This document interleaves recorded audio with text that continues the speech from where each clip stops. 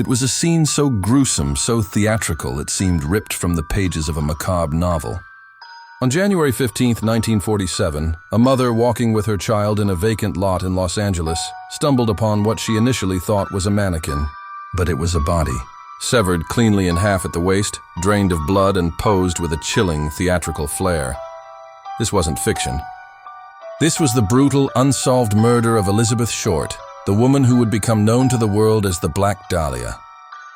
The story of Elizabeth Short, a 22-year-old aspiring actress, is less a tale of a solved crime and more a cautionary fable about the underbelly of Hollywood.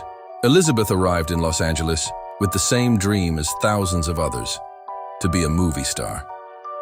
She was a striking young woman with raven black hair, a slim figure, and a rumored affinity for black clothes, which earned her the nickname Black Dahlia after a popular film at the time. Yet, her life in LA was far from glamorous. She drifted from place to place, working odd jobs, and was often reliant on the kindness of strangers and casual acquaintances. She was a Hollywood hopeful, a dreamer, but also, in the eyes of many, a cautionary tale waiting to happen.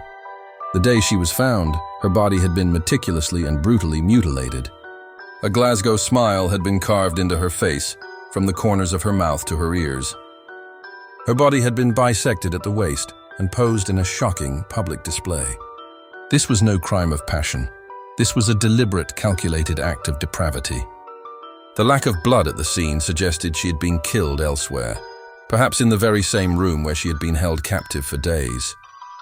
The killer had drained her of blood and cleansed her body before the public display. The investigation that followed was a carnival of chaos. The Los Angeles Police Department and the media descended upon the case with a frenzy. The press sensationalized every detail, portraying Elizabeth as a promiscuous party girl, a narrative that was largely a fabrication but helped sell newspapers. The media circus was so intense that dozens of people came forward to confess to the murder, many of whom were clearly not the killer. This flood of false information, coupled with sloppy police work and interdepartmental conflict, made it nearly impossible to sift fact from fiction. The case produced countless suspects. A local surgeon named George Hodel was a leading candidate, thanks to a trove of evidence his son, an LAPD homicide detective, would later uncover. The detective found a chilling photograph of a woman who looked like Elizabeth Short, and evidence that his father may have used a surgical suite in the basement to perform the mutilation. But Hodel was never officially charged, and the case was never solved. The legacy of the Black Dahlia case is one of enduring mystery and public fascination.